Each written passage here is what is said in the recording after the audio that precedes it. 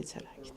ಇನ್ನೊಂದು ವಿಶೇಷ, ದೇವೇಗೌಡರು ಮತ್ತು ಚೆನ್ನಮ್ಮ ಅವರ ಜೋಡಿ ಇದೆಯಲ್ಲ, ಒಂದು ದೇವಸ್ಥಾನಕ್ಕೆ ಬರಲಿ, ಒಂದು ಮದುವೆಗೆ ಬರಲಿ, ಯಾವಾಗ ಕೂಡ ಜೊತೆಲೇ ಬರ್ತಾಯಿದ್ರು ಅವರು. ಅದನ್ನು ನೋಡೋದಕ್ಕೂ ಕೂಡ ಒಂದು ರೀತಿ ಖುಷಿಯಾಗೋ ರೀತಿಯಲ್ಲಿ ಇರ್ತಿತ್ತಲ್ವ? ಹೌದು, ಯಾವುದೋ ಒಂದು ಟೆಂಪಲ್ಲಿಗೆ ಬರಲಿ, ಎಲ್ಲಿಗೆ ಬರಲಿ, ಜೊತೆಯಾಗೇ ಬಂದು ಒಂದು ಪೂಜೆ ಪುರಸ್ಕಾರ ಮಾಡ್ಕೊಂಡು ಹೋಗ್ತಿದ್ರು.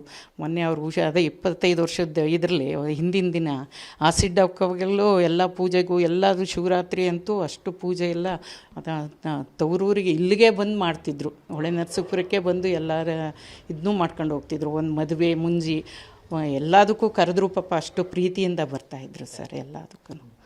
ಅಷ್ಟು ಒಳ್ಳೆ ತಾಯಿನ ಕಳ್ಕೊಂಡಿದ್ದೀವಿ ಇವತ್ತು.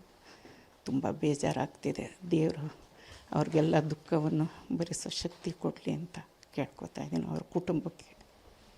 ಎಲ್ಲರ ಪ್ರಾರ್ಥನೆ ಇತ್ತು ಅವ್ರು ಹಾಸ್ಪಿಟ್ಲಿಗೆ ಹೋದಾಗ ಬದುಕು ಬರಲಿ, ಅವರು ಇನ್ನೊಂದಷ್ಟು ದಿನ ನಮ್ಮ ಜೊತೆಗಿರಲಿ, ಮಾರ್ಗದರ್ಶನ ಮಾಡಲಿ ಅಂತಕ್ಕಂಥ. ಎಲ್ಲೋ ಒಂದು ಕಡೆ ಅದು ಸಾಧ್ಯ ಆಗಲಿಲ್ಲ ಅಂತಕ್ಕಂಥ ನೋವು. ದೇವರು ಆದರೂ ಇಷ್ಟು ಬೇಗ ಇನ್ನೂ ಇರಬೇಕಿತ್ತು ಅಂತ ಅನಿಸುತ್ತೆ ಮನಸ್ಸಿಗೆ. ಪಾಪ ಅಷ್ಟು ಒಳ್ಳೆ ಅಮ್ಮನ್ನ ಕಳ್ಕೊಂಡಿದ್ದೀವಿ ಇವತ್ತು. ನಮಗೆ ನಮ್ಮ ತಾಯಿನ ಕಳ್ಕೊಂಡಷ್ಟೇ ಮನಸ್ಸಿಗೆ ದುಃಖ ಆಗ್ತಾಯಿದೆ ಸರ್. ಹಾಸನಕ್ಕೆ ಬಂದಾಗ ಸಾಮಾನ್ಯ ನೀವು ಅವ್ರನ್ನ ಭೇಟಿ ಆಗ್ತಿದ್ರೆ, ಅವ್ರನ್ನ ಹಾಸನಕ್ಕೆ ಬಂದಾಗ ಮದುವೆ ಮುಂಜಿ ಕಣ್ಲಿ ಎಲ್ಲಿ ಕಣ್ಲಿ ಬಂದರೆ ಓಡೋಗ್ತಿದ್ವಿ.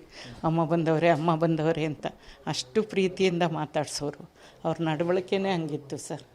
ಅಷ್ಟು ಇದಾಗಿ ನಮ್ಮನ್ನೆಲ್ಲ ಪ್ರೀತಿಯಾಗಿ ಮನೆ ಮಕ್ಳಂಗೆ ನೋಡಿ ನಮ್ಮನ್ನಂತೂ ನಮ್ಮನೆ ಪ್ರಕಾಶು ಅಂದರೂ ಸಾಕು. ಅವ್ರಿಗೆ ಹಾಸನದಿಂದ ಪ್ರಕಾಶ್ ಬಂದಿದ್ದಾರೆ ಅಂದರೂ ಸಾಕು. ಅಷ್ಟು ಪ್ರೀತಿಯಿಂದ ಅಯ್ಯೋ ಬನ್ನಿ. ನಮ್ಮನೆಯವರು ಅಷ್ಟೇ, ಬೆಂಗಳೂರಿಗೆ ಹೋದರೆ ಅಮ್ಮನ ನೋಡ್ಕೊಳ್ದಲ್ಲೇ ಬರ್ತಿರ್ಲಿಲ್ಲ. ನಾನು ಈಗ ಒಂದು 2-3 ತಿಂಗಳಲ್ಲಿ ಹೋಗೋಣ ಮಗು ಕರ್ಕೋಗೋ ಒಂದೇ ಮಗನ್ನ.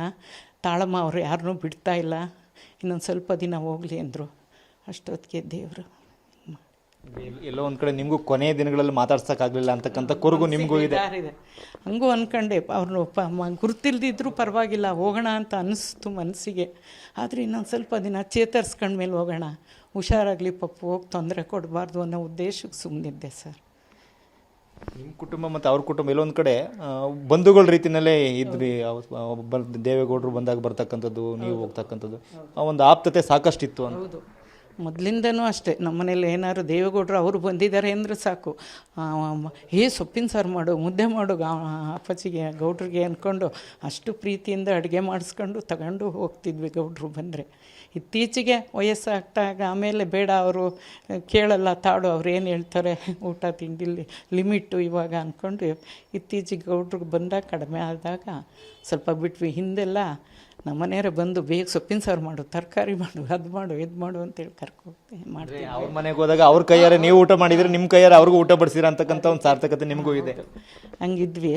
ಇತ್ತೀಚೆಗೆ ಪಾಪ ನನಗೆ ಇನ್ನೇನು ಬೇಜಾರಿಲ್ಲ, ಅಮ್ಮನ ನೋಡಲಿಲ್ವಲ್ಲ ಅನ್ನೋದೇ ಒಂದು ಮನಸ್ಸಿಗೆ ಬೇಜಾರಾಗ್ತಿದೆ ಅಷ್ಟೇ ಸರ್. ನನ್ನ ಮಗನ ಎಲೆಕ್ಷನ್ ಟೈಮಲ್ಲೂ ಹುಷಾರಿಲ್ದಾಗ ಗೌಡ್ರು ನೋಡೋಕ್ಕೆ ಅಂತಲೇ 2-3 ಸರಿ ಹೋದೆ.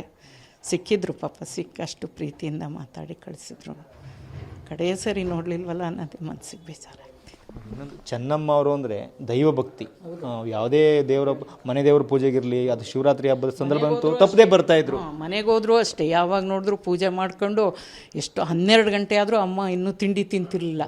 ಬಾರಮ್ಮ ಈಗ ತಿಂಡಿ ತಿಂತಾಯಿದ್ದೀನಿ, ಈಗ ಪೂಜೆ ಮುಗೀತು ನಂದು ಅಂದ್ಕೊಂಡು ನಮ್ಮನ್ನು ಜೊತೇಲಿ ಕೂರಿಸ್ಕೊಂಡು ತಿಂಡಿ ತಿನ್ನೋರು. ನಾವು ಹೋದಾಗ 12 ಗಂಟೆ ಆದರೂ ತಿಂಡಿ ಒಂದು ಬಾಯಿಗೆ ಏನೂ ಬಿಡ್ದಂಗೆ ಅಷ್ಟು ಪೂಜೆ ಮಾಡಿಕೊಂಡು ಅವರು ದೈವ ಭಕ್ತಿನೋ ಏನೋ ಇಷ್ಟು ವರ್ಷ ಇರೋಕ್ಕೆ ಸಾಧ್ಯ ಆಯಿತು ಅಂತ ಅನಿಸುತ್ತೆ ನನ್ನ ಮನಸ್ಸಿಗೆ.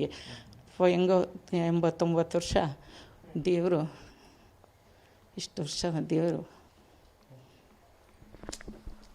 ಸಹಜವಾಗಿಯೇ ಯಾರು ದೇವೇಗೌಡರ ಕುಟುಂಬದ ಜೊತೆ ಒಡನಾಟ ಇರ್ತಕ್ಕಂಥವ್ರಿಗೆ ಸಾಕಷ್ಟು ದುಃಖ ಆಗುತ್ತೆ. ಅವ್ರು ಕಳ್ಕೊಂಡಿರ್ತಕ್ಕಂಥ ನೋವಲ್ಲಿ ಎಲ್ಲರೂ ಕೂಡ ಇದ್ದಾರೆ. ಅವ್ರು ಇನ್ನೂ ಸ್ವಲ್ಪ ದಿನ ಇರಬೇಕಾಗಿತ್ತು, ನಮಗೆ ಮಾರ್ಗದರ್ಶನ ಮಾಡಬೇಕಾಗಿತ್ತು ಅಂತಕ್ಕಂಥ ಮಾತನ್ನು ದಿವಂಗತ HS ಪ್ರಕಾಶ್ ಅವರ ಧರ್ಮಪತ್ನಿ ಲಲಿತಾ ಅವರು ಹೇಳ್ತಿರ್ತಕ್ಕಂಥದ್ದು. ಕ್ಯಾಮ್ರಾಮನ್ ಮಹೇಶ್ ಜೊತೆ ಮಂಜುನಾಥ್ KV, TV9 ಹಾಸನ.